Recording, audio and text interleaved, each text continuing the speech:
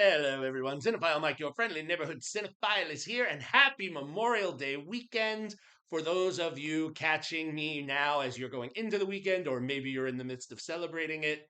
I hope you enjoy. This is episode 22 of Oscar Rewind 2024 edition, my bi weekly series of videos where I revisit the work of this year's Oscar nominees and the winners. Again, my hope, as always, is that you are going to find something new to discover or maybe rediscover that old favorite that you haven't seen in a while. As always, my reviews will be spoiler free, and I will give you some of the background information on its award season journey and its critical response. So, again, it's Memorial Day weekend, so I figured what better way than to talk about a film that takes place solely on the beach, because that is where many people head on this weekend to jumpstart their summers. Yes, today I am discussing Errante Films' El Salvavidas, or translated from the Spanish, The Lifeguard. El Salvavidas, released in 2011, was directed by Maite Alberdi, who also co wrote the film with Sebastian Bram. This is the first film now that I am discussing on Rewind this season, interestingly enough.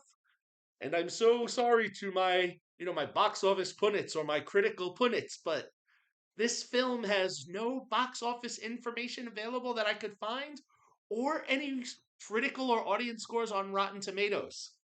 Nothing, just by itself. I am sorry, but there is a first time for everything. So, unless you read the blurb or you are really on top of your nominees, you may wonder El Salvavidas here. How is this part of Oscar Rewind? Well, this was the debut feature film by writer director Maite Alberdi, who this year was received her second Oscar nomination, and she was one of the five nominees for Best Documentary Feature with her entry La Memoria Infinita, or The Eternal Memory, where she gave us insight into a couple dealing with Alzheimer's disease in her home country of Chile, which is where her first film, El Salvavidas, was also set. Now, this film did not have a major award season run, but it was nominated, worth mentioning, for Best International Feature Film at the 2012 Edinburgh Fringe Fest in Edinburgh International Film Festival. Fringe Festival is theater. And it won several smaller accolades, including the New Talent Award from Docs Barcelona and a special mention from the jury at Mexico's Guadalajara Festival. So, El Salvavidas is a brief 63-minute documentary that takes place on a beach along the central coast of Chile. One of the head lifeguards, the person we mainly follow, Mauricio Rodriguez, with his long dreadlocks and his sunglasses, he lives by a basic credo. The best lifeguards are able to serve the people by never having to get in the water because all of the necessary precautions have been made. He presents one way. He almost looks like that laid back, cool guy with the hair and the shades, but he's anything but.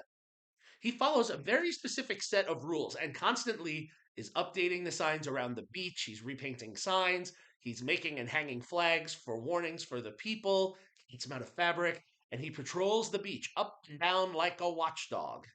When people climb the lifeguard stations, he pulls them down. Although he does eventually befriend one of the young boys and kind of trains him to be a lifeguard like him. But, this is fine and good. He wants people to be safe. This is not what the people want. I mean, these people are on vacation. They don't want to be told rules. So when you have someone telling you, put out the barbecue, blowing the whistle to come in, it tends to cause a little friction. Also, this is at odds with one of his peers because he has a few different views on the way the job should be done. And we do see some jealousy between these two, Mauricio one and his peer, Jean Pierre Palacios, who, it's a little bit of a thorn in the side. And we see patrons that behave the way that children do when they're in a classroom with a teacher that they're not too fond of. Very interesting. But again, this is the job of a lifeguard, and this is what Alberti sets out to do. It functions as a live capture of events. There's no real talking heads, although there's some spy footage that seems like they are.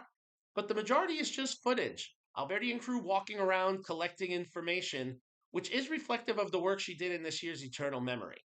Alberti has a gift for being an observer and staying disconnected from the subjects to capture the real footage, like the life that we're watching.